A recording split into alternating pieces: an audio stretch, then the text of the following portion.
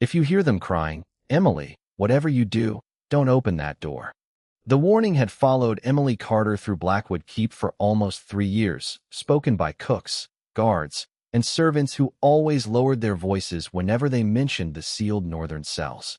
No one told her what waited behind the final iron door. They only said it had remained locked longer than anyone wanted to remember.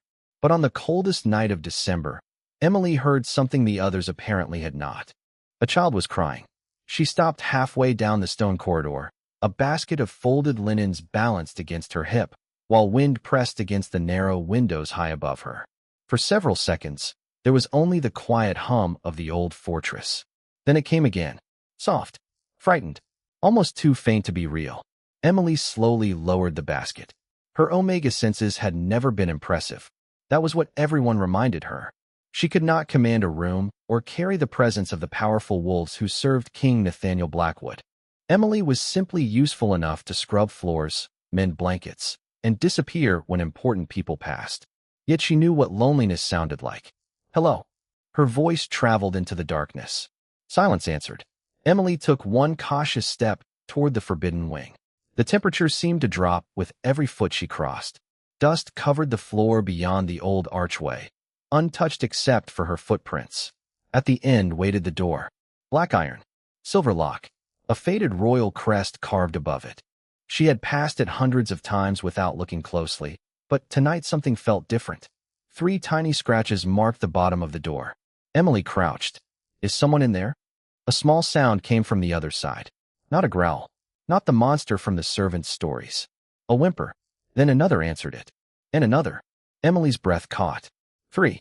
There were 3 voices behind that door. She reached toward the lock, then stopped herself.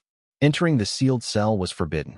Even touching the key without permission could cost her position at Blackwood Keep, the only home she had left. Before we continue, where are you watching from? Drop your city or country in the comments below. And if you believe in courage and destiny, hit like and subscribe. These stories remind us, love finds the broken. Now back to Emily. She should have walked away. She should have called a guard. Instead, another frightened cry slipped beneath the door, and every sensible thought inside her went quiet. Emily remembered where the head jailer kept the old keys. 20 minutes later, she returned with a heavy silver key trembling between her fingers. Please let me be wrong, she whispered. The key entered the lock. Somewhere above her, thunder rolled across the mountains. Emily turned it. Click. The sound seemed impossibly loud. The door moved inward 3 inches, releasing a breath of cold air that smelled of dust, old blankets, and something unexpectedly familiar. Wolf pups. Emily froze. From somewhere deep inside the darkness, 3 pairs of frightened eyes opened at once. Emily did not move. The 3 pairs of eyes remained fixed on her from the darkness, bright with fear and uncertainty. She pushed the door open another foot, and pale moonlight slipped through the corridor window behind her, reaching across the cell floor like a narrow silver ribbon. The first pup was curled beside the far wall, small enough that Emily guessed he could not be older than 6. His light brown hair fell across his forehead, and an oversized gray shirt hung from his thin shoulders. Beside him sat another boy, perhaps a year younger, holding a little girl against his chest as though his arms were the only safe place left in the world. All 3 had pale skin, tired faces, and the same unusual silver marking just beneath the left side of their necks. Emily swallowed. They were not ordinary children. She could sense their wolves, faint but unmistakable, hiding beneath their fear. I am not going to hurt you, she whispered. The oldest boy immediately shifted in front of the others. Go away. His voice trembled despite the courage in his eyes. Emily stopped. All right, I will stay here. She slowly sat on the cold floor several feet from the doorway, deliberately keeping her hands where they could see them. The children stared at her. Minutes passed. Emily did not ask who they were or why someone had hidden them beneath a royal fortress. Those questions could wait. The little girl shivered. That could not. Emily removed her wool shawl and placed it halfway between them. You can take it. I will not come closer. The younger boy watched her suspiciously before crawling forward. He snatched the shawl and hurried back, wrapping it around the girl. Emily noticed how carefully he tucked the fabric beneath her chin. Something tightened inside her chest. Are you hungry? The oldest boy said nothing, but the younger one's eyes flicked toward the corridor. That was answer enough. Emily remembered the bread and apples left in her linen basket. She retrieved them slowly, breaking the bread into 3 pieces and placing everything near the doorway. This time, none of the children moved. "It is just food," Emily said softly.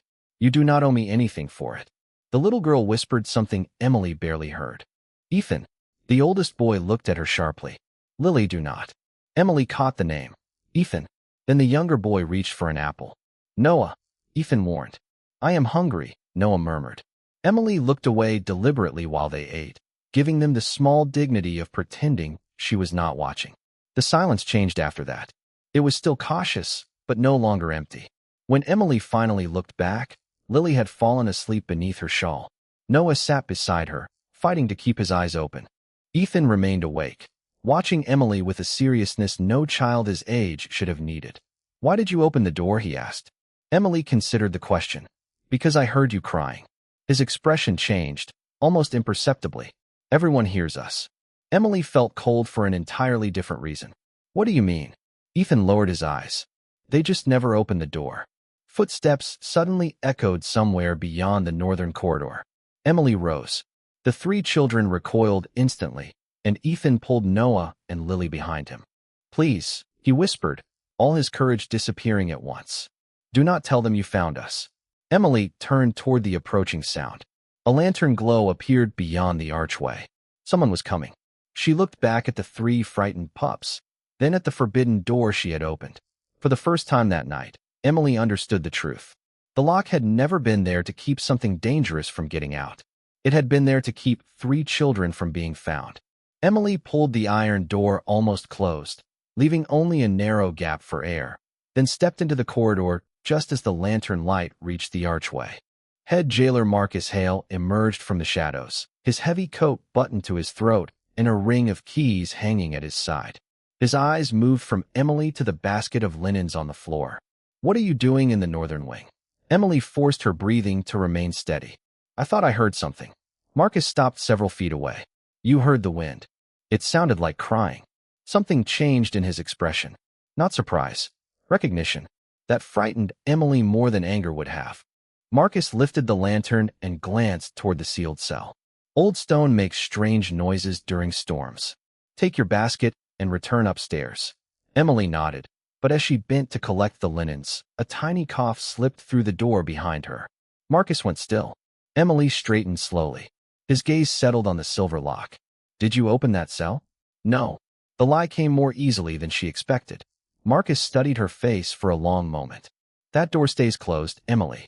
King Nathaniel himself would expect every servant in this fortress to understand that. The king has been away for almost 2 years, and he returns tomorrow." Emily's heart stumbled. Everyone knew Nathaniel Blackwood had spent months traveling between the northern territories, settling disputes and rebuilding alliances after the long border conflict. But no announcement of his return had reached the servants. Marcus stepped closer. "By sunset tomorrow, this keep will be full of royal guards. You would be wise to stay far from this corridor." He turned and disappeared beneath the archway, taking the lantern light with him.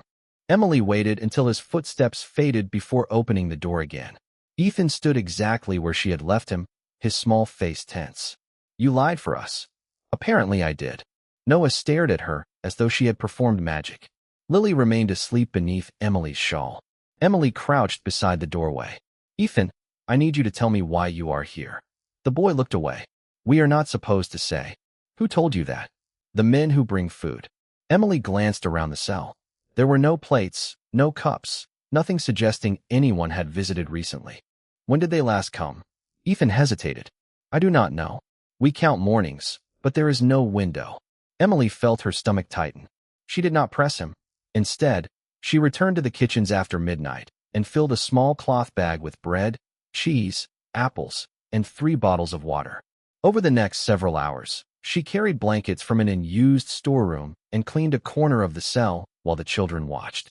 By dawn, Noah was asking questions. Lily finally allowed Emily to brush the tangled hair from her face. Ethan remained guarded, but when Emily prepared to leave, his fingers caught the edge of her sleeve. "Will you come back?" The question was barely audible. Emily looked at the three children surrounded by fresh blankets, then toward the corridor where morning bells had begun ringing through Blackwood Keep. "Yes," she promised. "I will come back." Ethan released her sleeve, revealing the silver mark on his neck again. In the growing light from the doorway, Emily finally saw its shape clearly. It was not a random birthmark. It was a crescent moon crossed by three narrow lines, identical to the crest carved above the cell, and almost identical to the royal emblem embroidered on every Blackwood banner in the fortress. Then the great bells above the keep began ringing in a pattern Emily had never heard before. 1, 2, 3. The children suddenly became silent. Outside, horses thundered across the courtyard as dozens of voices called from the walls. Emily hurried to the nearest window and looked down. A column of riders in black and silver was crossing the gates. At their center rode a tall man beneath the royal standard. King Nathaniel Blackwood had returned. Emily watched the royal riders fill the courtyard below, their black coats bright with silver clasps beneath the pale morning sun. King Nathaniel Blackwood dismounted before anyone could reach his horse. Even from 3 stories above, Emily understood why conversations stopped whenever his name was spoken. He was tall, broad-shouldered, and dressed without ceremony in a dark traveling coat, his black hair touched by winter wind, and his pale face carrying the exhaustion of a man who had spent too many months away from home. Yet it was his stillness that held everyone around him at a careful distance.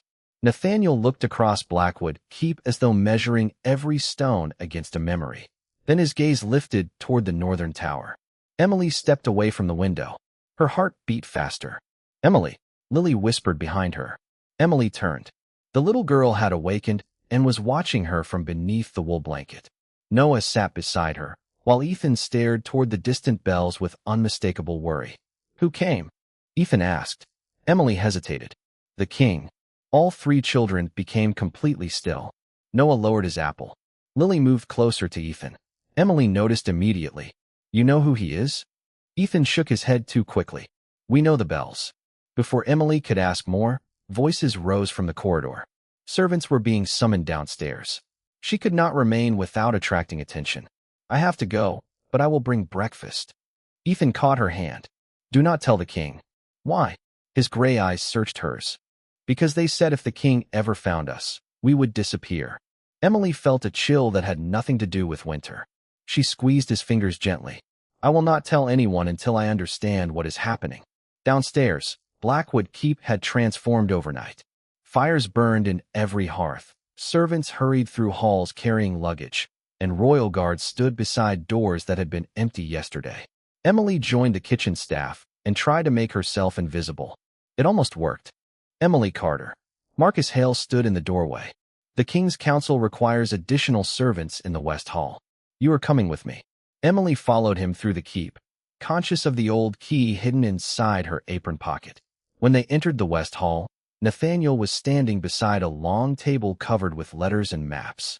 Up close, he looked younger than the legend suggested, perhaps in his early 30s, but there was nothing uncertain about him. His eyes were a clear winter gray. Emily lowered her gaze and placed a pitcher of water on the table. Nathaniel stopped speaking.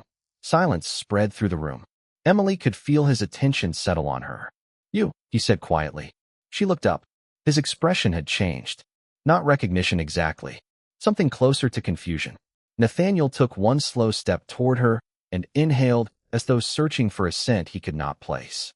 Marcus shifted beside the doorway. "Your Majesty?" Nathaniel ignored him. "What is your name?"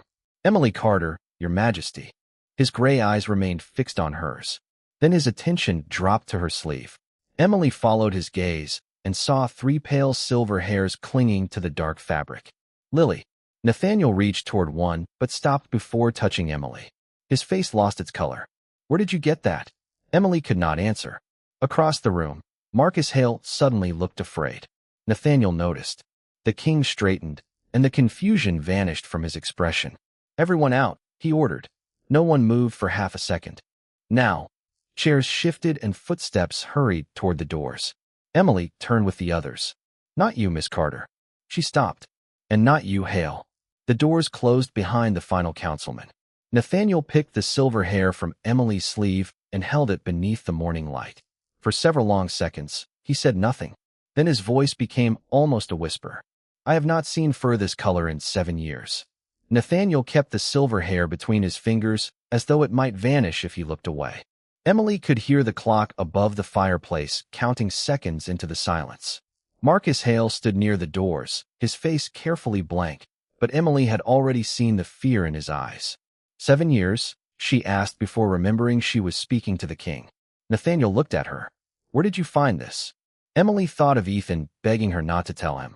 She thought of Lily sleeping beneath her shawl and Noah reaching for an apple as though he had forgotten what fresh food looked like. I cannot answer that yet. Marcus gave a sharp breath. You do not refuse the king. Nathaniel raised one hand, and Marcus fell silent. Why not? Nathaniel asked. There was no anger in his voice, which somehow made the question heavier. Emily lifted her chin. Because someone is frightened of you, your majesty, and I promised I would understand why before I betrayed their trust. Nathaniel stared at her. For one terrible moment, Emily expected him to order her removed. Instead, something almost like respect passed through his gray eyes. Someone, he repeated. Marcus stepped forward. Your majesty, this servant has been wandering through restricted areas. I found her near the northern cells last night. Emily turned toward him. Nathaniel did not. You neglected to mention that when I arrived. Marcus hesitated. It seemed insignificant. Then why are you nervous? Nathaniel asked. The room became painfully quiet. Marcus straightened. I am not. Nathaniel placed the silver hair carefully on the table. Miss Carter, return to your duties. Emily blinked. Your Majesty? You made a promise. Keep it. His gaze shifted toward Marcus. For now, Emily understood. Nathaniel was giving her time. She left the West Hall without looking back, but the moment the doors closed, she hurried toward the kitchens. She packed warm oatmeal, milk, bread, and fruit into a covered basket, then slipped through the servants' passage toward the northern wing. The cell door stood exactly as she had left it. Emily, Noah called softly when she entered. Relief transformed his face. Lily ran to her and wrapped both arms around her waist. Emily froze for a heartbeat, then gently held the little girl. Ethan watched from the blankets. Did you tell him? No. His shoulders relaxed. Emily set down breakfast. But Ethan, I need the truth soon. He looked at the floor. We do not know the truth. Before Emily could respond, a bell rang somewhere above them. Then another sound came from the corridor. Keys. Ethan's face went pale. Hide. The door swung wider before Emily could move. Marcus Hale stood outside with 2 guards. His expression was no longer controlled. Step away from the children, Emily. Lily tightened her arms around Emily. Noah moved behind her. Ethan stood in front of his siblings. Emily remained exactly where she was. They are children. They are prisoners under royal seal. Then show me the order. Marcus stared at her. You have no authority to demand anything. Neither do you have authority to frighten them. His jaw tightened. Take Miss Carter upstairs. The children are being moved before noon. Ethan immediately reached for Emily's hand. No. It was the first time she had heard true panic in his voice. Emily stepped between the guards and the 3 pups. Where are you taking them? Marcus did not answer. That was enough. You are not moving them. The guards exchanged uncertain looks. Marcus reached for the key ring at his belt. Then a deep voice traveled down the corridor. She said no. Everyone turned. Nathaniel Blackwood stood beneath the stone archway, alone, his gray eyes fixed not on Emily, but on the 3 children behind her. The color slowly drained from his face. Ethan stared back at him. Nathaniel took 1 step forward, then stopped as though the floor had disappeared beneath him. His gaze settled on the silver mark visible at Ethan's neck. For the first time since Emily had seen the Alpha King, his perfect composure broke. That mark, he whispered. Marcus closed his eyes, and Emily suddenly understood that whatever secret had been buried beneath Blackwood Keep was no longer going to remain buried. Nathaniel did not move for several seconds. The corridor seemed to shrink around the silence, leaving only the king, the 3 frightened children, and Emily standing between them. Ethan tightened his grip on her hand. Noah pressed close to her side, while Lily hid behind her skirt. Nathaniel noticed every movement. Whatever emotion had broken through his composure disappeared behind careful restraint. He lowered himself slowly to 1 knee, keeping nearly 10 feet between himself and the children. I am not going to come closer, he said. Ethan stared at him. They said you would take us away. Nathaniel's eyes shifted briefly toward Marcus. Who said that? Ethan shook his head. The men who brought food before they stopped coming. Emily felt Nathaniel's presence change, not with anger, but with something colder and quieter. How long have you been here? He asked. We do not know. Noah finally spoke. There are no windows. Nathaniel looked toward the bare stone walls, the thin blankets, and the old water pitcher in the corner. His jaw tightened. Your Majesty, Marcus began. There are circumstances you do not understand. Nathaniel rose. Then explain them. Marcus glanced at the guards. Not here. Here is exactly where you will explain them. Marcus swallowed. The cell was sealed under an emergency order issued during your absence 7 years ago. Nathaniel went completely still. Whose order? Marcus hesitated. That hesitation answered more than words could. Emily looked down when Lily suddenly leaned heavily against her. Lily, the little girl's face had lost its color. Emily crouched and touched her forehead. She was cold despite the blankets. She has barely eaten, Ethan whispered. She gets tired sometimes. Lily tried to smile. I am okay. Then her eyes closed. Emily caught her before she slipped to the floor. Lily. Noah began calling his sister's name. Nathaniel stepped forward instinctively, but Ethan blocked him. Do not touch her. Nathaniel stopped immediately. Emily lifted Lily into her arms and listened for her breathing. It was faint and uneven. We need the healer. One guard turned to run, but Emily felt something strange before he took his second step. Warmth gathered beneath her ribs, gentle at first, then bright enough to steal her breath. Lily's silver mark began to shimmer. Emily stared. A matching light appeared beneath her own palm where it rested over the child's shoulder. Emily, Noah whispered. She had no answer. The warmth traveled through her hands, soft as sunlight through a winter window. Lily took a deeper breath. Then another. Color slowly returned to her cheeks. Her eyes fluttered open. Emily, she murmured. Emily released a trembling breath and pulled her closer. No one spoke. Nathaniel stared at Emily's glowing hand as though he had forgotten how to breathe. The light faded, but something else remained. A strange awareness moved through Emily, a quiet thread stretching across the corridor toward the king. Nathaniel felt it too. His gray eyes met hers, and for one suspended heartbeat the entire fortress seemed to disappear. Then Lily reached up and touched Emily's cheek. Warm, she whispered. Nathaniel looked from Lily to Ethan, then Noah, and finally back to Emily. His expression held wonder, grief, and recognition all at once. Marcus stepped backward. Nathaniel noticed. Seal the northern wing, the king said quietly. Marcus froze. Your Majesty? No one leaves this level until I know who put these children here. The guards immediately moved toward the archway. Nathaniel remained where he was, careful not to frighten the pups. Then Ethan shifted, and the collar of his shirt slipped lower. Beneath the silver crescent Emily had already seen was a second mark, smaller and almost hidden. Nathaniel stared at it. His hand rose unconsciously to the same place beneath his own collar. When he spoke again, his voice was barely audible. That is my family mark. Nathaniel slowly pulled aside the collar of his traveling coat. Beneath it, just above his collarbone, rested the same small silver mark Ethan carried. A crescent crossed by 3 narrow lines. Ethan stared at it, his guarded expression suddenly uncertain. Noah leaned around Emily to look.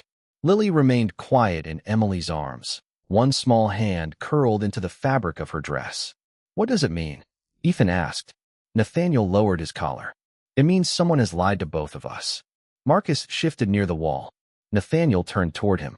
7 years ago, 3 infants from the Blackwood bloodline vanished during the evacuation of the Eastern estate. Emily looked at the children. The ages did not fit perfectly, but something in Nathaniel's voice suggested he had already noticed that. They were declared lost, he continued. No remains were ever found. I searched every territory under my authority. Ethan frowned. We were told nobody wanted us. Nathaniel's face tightened. That was another lie. Marcus cleared his throat. Your Majesty, these children cannot possibly be the same 3. Their ages alone prove that. I did not say they were. Nathaniel's gaze sharpened. I said they carry a mark that appears only in my family. Emily understood then. The mystery was larger than one disappearance. Someone had hidden royal children beneath the king's own home and counted on fear to keep everyone away. Lily stirred against Emily. Can we leave this room? She whispered. The question changed everything. Nathaniel looked around the cell as though seeing it for the first time through her eyes. Yes. Ethan immediately shook his head. We cannot. Why? Emily asked.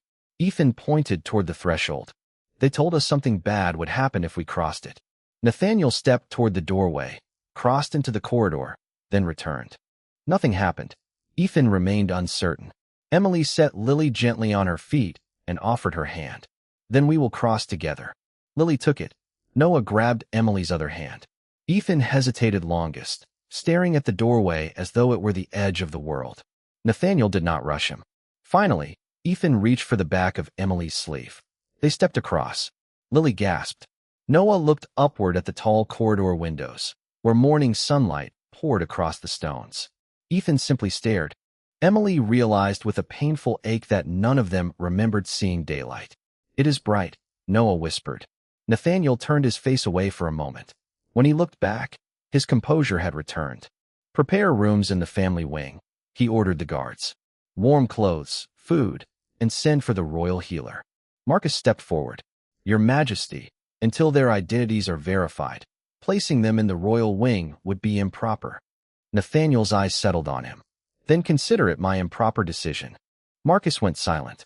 The children refused to move unless Emily came with them, so she walked beside them through corridors that grew warmer and brighter with every turn.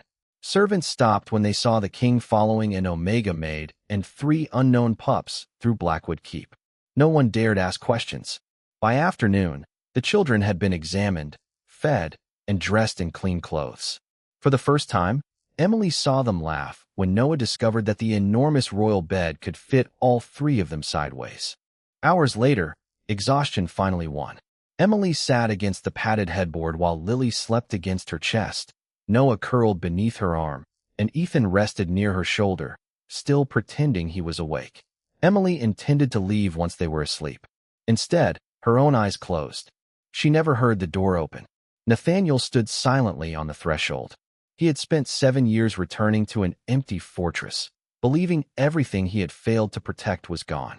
Now 3 pups bearing his family mark were sleeping safely around the quiet Omega, who had opened the one door everyone else feared. Then Ethan shifted in his sleep and whispered 2 words that stopped Nathaniel cold. Uncle Nathaniel. Nathaniel remained at the doorway, unsure whether he had truly heard the words or whether 7 years of unanswered questions had finally begun inventing answers for him. Ethan shifted beneath the blanket but did not wake. Uncle Nathaniel, he murmured again. Emily opened her eyes. For one confused second, she looked down at the 3 sleeping children before noticing the king. Your Majesty. She tried to move without disturbing Lily, but Nathaniel raised a hand. Stay. His voice was quieter than she had ever heard it. Emily studied his face. What happened? Nathaniel looked at Ethan. He called me uncle. Emily's breath caught. Ethan had never mentioned Nathaniel by name. She gently touched his shoulder. Ethan. His gray eyes opened slowly. The moment he saw Nathaniel, fear returned. Emily kept her voice soft. You said his name while you were sleeping. Ethan stared at the blanket. I remembered something. Nathaniel stepped closer but stopped several feet from the bed. Tell me only if you want to. Ethan swallowed. A woman used to show us a picture. She said if we ever got out, we should find the man with silver eyes. Nathaniel's composure faltered. What woman? Her name was Grace. Nathaniel closed his eyes. Emily saw his hand tighten around the back of a chair. Grace Blackwood was my younger sister. Ethan looked up. Nathaniel continued carefully. She disappeared 7 years ago. Noah had awakened now. Was she our mother? Nathaniel could not answer immediately. A soft knock came from the door, and the royal healer entered carrying several old records. Behind her stood 2 council clerks. Your Majesty, we found the birth registry. Nathaniel took the papers. His eyes moved rapidly across the pages. Emily watched his expression change. The 3 pups had not vanished together. Ethan had been born 7 years earlier, Noah a year later, and Lily 2 years after that. All recorded secretly under Grace Blackwood's name before each record had been removed from the official archive. Someone had kept Grace hidden after her disappearance, and her children had been hidden with her until she was gone. They are hers, Nathaniel whispered. He looked at Ethan, Noah, and Lily. You are my sister's children. Lily sat upright. Then you really are our uncle? Nathaniel lowered himself beside the bed. This time Ethan did not move away. Yes. Lily considered him with solemn concentration. Then she held out one tiny hand. Nathaniel stared at it before gently placing his fingers beneath hers. Lily smiled. Something inside Emily tightened with relief. Across the room, the healer quietly added, "There is more." She opened another record. The silver marks were not merely proof of Blackwood blood. Old family accounts described them as appearing when royal children were born under an unusually strong lunar bond, and the same records mentioned a rare guardian gift capable of responding to them. Nathaniel's gaze moved immediately to Emily. She remembered the warmth in her hands when Lily stopped responding. "That does not make sense," Emily whispered. "I am only an Omega's servant." "No," Nathaniel said. "That is what someone taught you to believe." At that moment, the door opened again. A guard entered and bowed. "Your Majesty," Marcus Hale attempted to leave the keep with sealed documents. Nathaniel stood. "Bring the documents to the council chamber and keep Hale under supervision." The guard departed. Emily looked toward the children. Ethan was already tense again. "I am staying with them." "I expected you would," Nathaniel said. Their eyes met, and the strange invisible thread Emily had felt earlier returned, warmer now. Nathaniel seemed to feel it as well. His wolf stirred beneath his calm exterior, recognizing something his mind was not yet ready to name. He turned toward the door, then paused. "Emily." She looked up. "Whatever those documents reveal, you are no longer facing this alone." For the first time in years, the words did not sound like a king giving an order. They sounded like a promise. By sunset, the great council chamber of Blackwood Keep was full. Nathaniel had summoned senior guards, household officials, healers, and every council member still inside the fortress. Emily stood near the front with Ethan, Noah, and Lily beside her. The children had refused to attend unless she came too, so Lily held Emily's hand while Noah stayed close to her other side. Ethan stood straight despite the uncertainty in his gray eyes. Marcus Hale waited across the chamber under guard supervision. Nathaniel entered carrying a bundle of sealed records. Conversation stopped immediately. He placed the documents on the long table. 7 years ago, my sister Grace disappeared, he said. I was told she had fled Blackwood territory. I was also told there were no children. His gaze traveled across the room. Both claims were false. He opened the first record. The documents Marcus had attempted to remove contained years of hidden supply orders, medical notes, and instructions concerning the northern cell. Grace had secretly given birth to Ethan after being hidden inside an isolated Blackwood estate by officials who feared that her children carried an unusually strong royal lunar mark. Noah and Lily had been born later, and after Grace disappeared, the pups had been transferred beneath the keep and erased from official records. Nathaniel looked toward Marcus. You inherited the order to keep the cell sealed. Marcus lowered his head. I believed I was protecting the kingdom. You protected a secret, Nathaniel replied. There is a difference. His voice never rose. It did not need to. You will surrender your position while the full council investigates everyone involved. Marcus removed his key ring and placed it on the table. Emily felt Ethan's fingers find hers. Nathaniel noticed, but continued. Ethan, Noah, and Lily Blackwood are recognized from this moment as members of the royal family and will never again be hidden from this kingdom. The chamber remained silent for half a heartbeat. Then everyone bowed. Lily looked up at Emily, confused. Why are they bowing? She whispered. Emily smiled. Because they finally see you. Nathaniel's expression softened. Then one councilman stepped forward. Your Majesty, what becomes of the Omega's servant? She entered a sealed royal cell without permission. Ethan immediately moved in front of Emily. She saved us. Noah joined him. Lily wrapped both arms around Emily's waist. A quiet murmur passed through the chamber. Nathaniel walked down from the raised platform. Emily Carter heard children asking for help when everyone else had learned to ignore them. He stopped beside her. She opened a door that should never have been closed. The councilman lowered his gaze. Nathaniel then turned to Emily. The strange warmth between them returned, stronger than before. His wolf recognized her with unmistakable certainty, but Nathaniel did not turn that recognition into a command. The old records describe a guardian bond connected to the Blackwood line, he said quietly. And there may be another bond between us. But if it exists, you will decide what it means for your life. No crown will decide for you. Emily stared at him. For someone who had spent years being told she was insignificant, the freedom inside those words felt almost impossible. Then I would like to stay, she said, looking at the children. Not because I am ordered to, because they still need someone they trust. Lily beamed. Noah smiled. Even Ethan finally looked like a 7-year-old boy instead of a tiny guardian carrying the weight of the world. Nathaniel extended his hand, not as a king demanding obedience, but as a man offering a choice. Emily placed her hand in his. Warm silver light briefly shimmered between their fingers. A collective breath moved through the chamber. Nathaniel smiled for the first time. Months later, the northern cell was no longer locked. Emily had asked that its door remain open, and Nathaniel agreed. The old room became a small library where children from across Blackwood territory could read beside a wide new window overlooking the mountains. Ethan, Noah, and Lily never slept behind an iron door again. And whenever Emily passed that doorway, she remembered the frightened voices everyone else had ignored. She had entered that darkness believing she was only opening a cell. In truth, she had opened the way home for 3 forgotten children, awakened a gift she never knew she carried, and reminded a lonely king that strength was never measured by how tightly a door could be locked, but by who had the courage to open it.